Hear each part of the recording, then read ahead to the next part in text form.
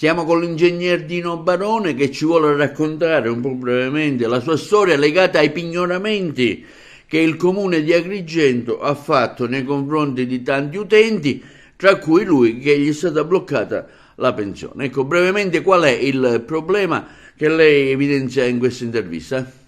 Sì, nel mese di novembre, anzi proprio il 3 novembre, il giorno in cui io avrei dovuto prelevare col bancomat la pensione del mese di novembre, in base al decreto di pensionamento, arrivo al bancomat e la carta di prelevamento è bloccata.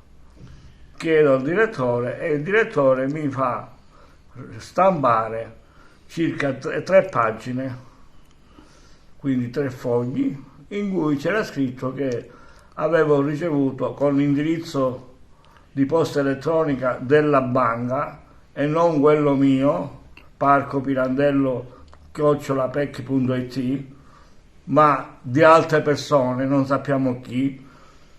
E quindi anche questo, diciamo, non mi è stato mai notificato ufficialmente se non dal direttore della banca dove io tengo o canalizzato, si dice, la mia pensione.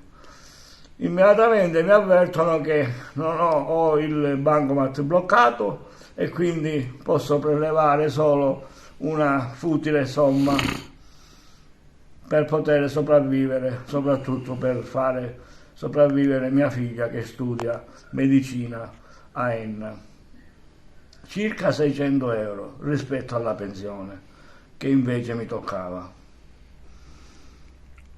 Poi nei giorni successivi vengo a sapere che immediatamente con, diciamo, il Tribunale di Agrigento, un giudice del Tribunale di Agrigento ha sospeso il pignoramento.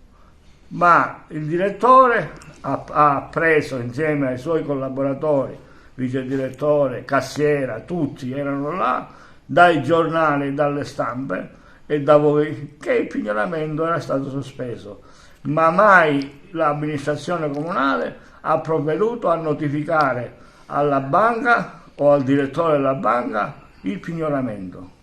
Però c'è un problema, lei dice che sono arrivati dei tributi da parte del comune di appartamenti a lei non intestati. Sì, anche oggi. Stamattina infatti provengo dalla posta che c'è di fronte al Tribunale di Agrigento, perché ieri è arrivata la raccomandata e ho subito aperto la busta, l'ho letta in macchina prima di arrivare qui per vedere se i provvedimenti sono sempre gli stessi da circa 25 anni.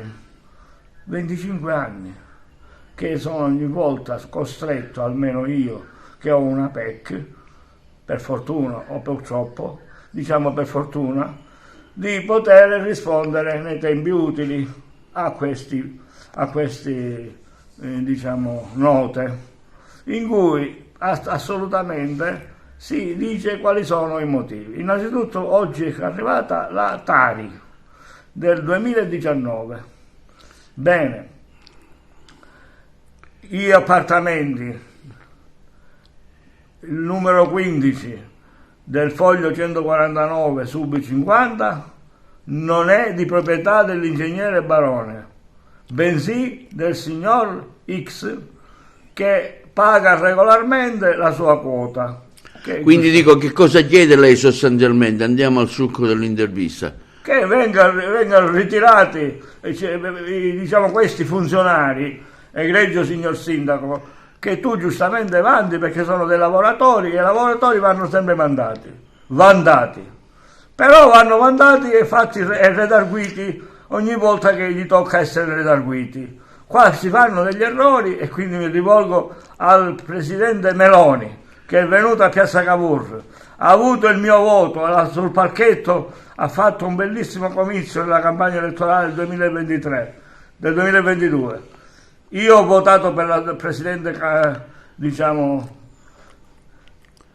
Giorgia, e le dico, caro presidente, Ti rendi conto che ad Agrigento è necessario, se lo vuoi, la presenza di un commissario ad acta per fare funzionare questa città?